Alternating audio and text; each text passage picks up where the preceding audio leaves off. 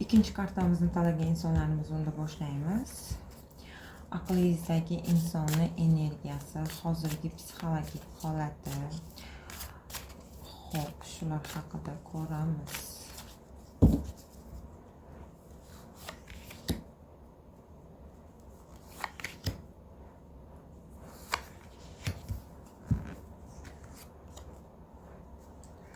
Xo'p. İkinci kartamizni tanlagan insonlarimizda hozirda u inson sizga talpinmoqda, siz bilan bog'lanishga, hayotini bog'lashga harakat qilyapti. To'g'ri, balki oldida to'siqlar bo'lishi mumkin u insonda, lekin u inson o'ziga bitta qarorga kelib, hayotini siz bilan kurashib, sizni yo'qotishdan umuman qo'rqadigan inson deb aytyapti. Birinchi variantimizdan ko'ra ikkinchi variantimizda tanlagan insonlarimiz bilan umuman bir-biriga qarama-qarshi, umuman o'ziga o'xshamagan raskladimiz chiqdi. Xo'p, ikkinchi variantimizni tanlagan insonlarimizni aqlidagi inson sizni juda yo'qotishdan qo'rqadi, sizda unda juda ham qo'rquv bor, sizdan boshqa inson bilan birga bo'lishni ham, sizni boshqa inson bilan umuman tasavvur qila olmaydi. Nima desam, hozirda sizlikda u juda ham qiyin ahvolda. Sizni holatingiz. Sizni holatingiz.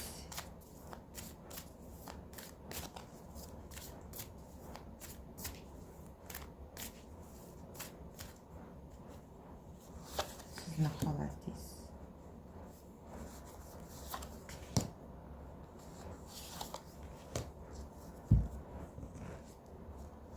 Sizni holatingiz.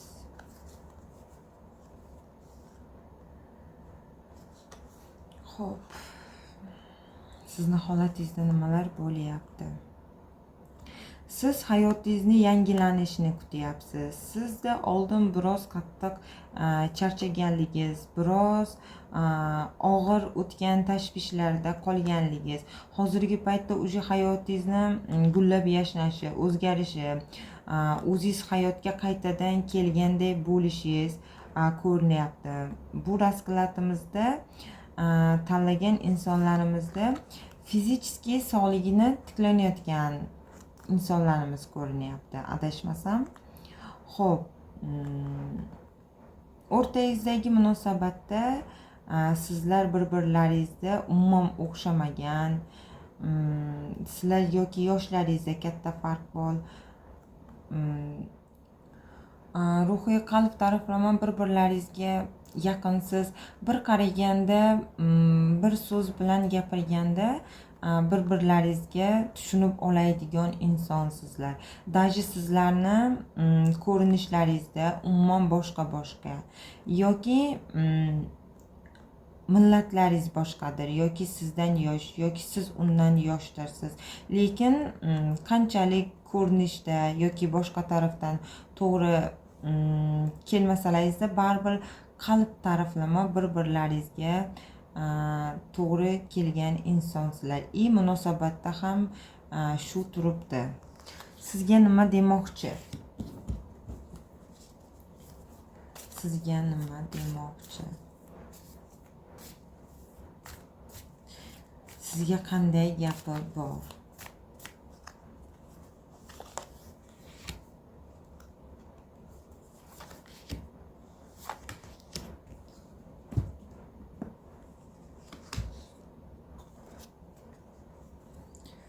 Xo'p, smerka jezlov, dvoyka pentakl, dvoyka mechey kartalarimiz chiqdi.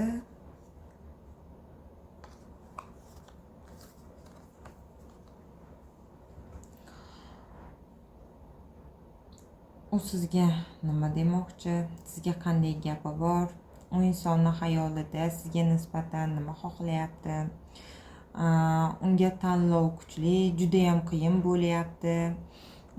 bu insonda kuchli bosh og'riqlar, o'ziga taalluqli bo'lmagan muammolar yoki sirli ishlar bilan shug'ullanishi mumkin. Ko'p narsani sizga aytmagan, ko'p narsa sizga sirli. Bu inson sizdan yashirgan ko'p narsalari bor. O'y xayollarida turibdi.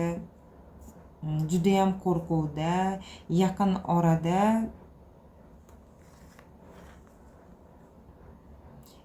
orada bilasizmi, shunaqa bir muammoda bo'ladiki, erkin ko'chaga chiqolmaydi, erkin yurolmaydigan, ishini qilolmaydigan, uzoq vaqtdan qandaydir ish joylariga nima desam, chiqolmaydigan, bir yo'qolib qoladigan darajada holatga kelishi mumkin. U sizga nima demoqchi? U o'zini muammolaridan charchagani, baxtli bo'lishni, qutulishni muammolardan, ishidan, tashvishlaridan qutulishni xohlaydi. Erkinlikni xohlaydi. U kurashyapti, harakat qilyapti. Shu muammolarni hal qilishga va sizga qaytmoqchi. Sizga nima demoqchi? Sizda nima gapi bor?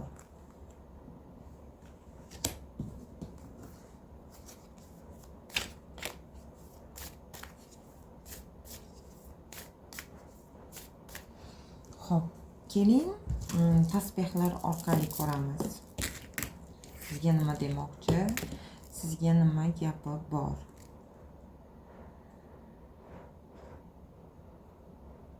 Hozirda men ketyapman, men tanlovdaman,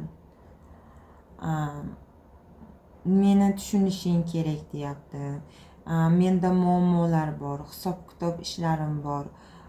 Hozirda menga yolg'izlik kerak, muammolardan qutulishim, o'zimni tiklashim kerak degan gaplarni sizga aytyapti. Sizga nisbatan xayoli cheksiz, yaxshi ko'radi, shunchaki emas, juda ham qattiq yaxshi ko'radi. Sizni ko'rinishingiz, yoshingiz unga ahamiyatsiz, faqat sizni yaxshi ko'radi. Buni shu energiyasi, tuyg'usi bir umrlik bo'ladi. Hayotingiz qanday bo'lishidan qat'iy nazar, qanday muammolar bo'lishidan, o'zgarishi, qiyinchiliklar, necha yildan keyin ko'rishgan taqdiringizda ham uni sizga bo'lgan energiyasi hech qachon o'zgarmaydi. Siz kim bilandir hayotingizni bog'lashingizni xohlamaydi. Faqat sabr qilishingizni, kutishingizni xohlaydi. Uni deyishingizni xohlaydi. Aslida u yo'qotishdan qo'rqadi. Harakati bo'ladi, lekin muammolardan qutulgandan keyin. Karta maslahati. Karta maslahati. Bu munosabatlar sizga nima berishi mumkin? Bu inson xo'p. Bu inson sizni ko'p muammolardan qutqarishi mumkin, lekin nima desam,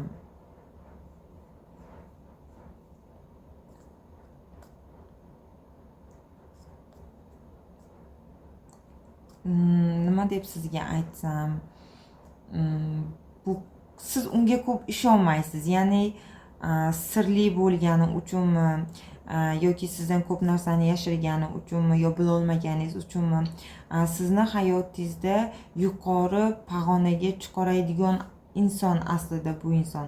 Karta maslahatida shuni aytmoqchiki, uni to'g'ri tushunishingiz,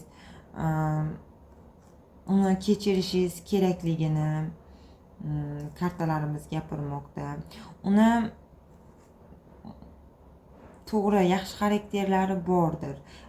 Siz bilmasdirsiz, lekin vaqt o'tgani sari asta-sekin bilib borishingizni hamda u muammolaridan chiqsa, aqlingizdagi inson siz uchun harakat qilib sizni yoningizga kelishi mumkinligi haqida kartalarimiz aytmoqda. Ikkinchi variantimizni tanlagan insonlar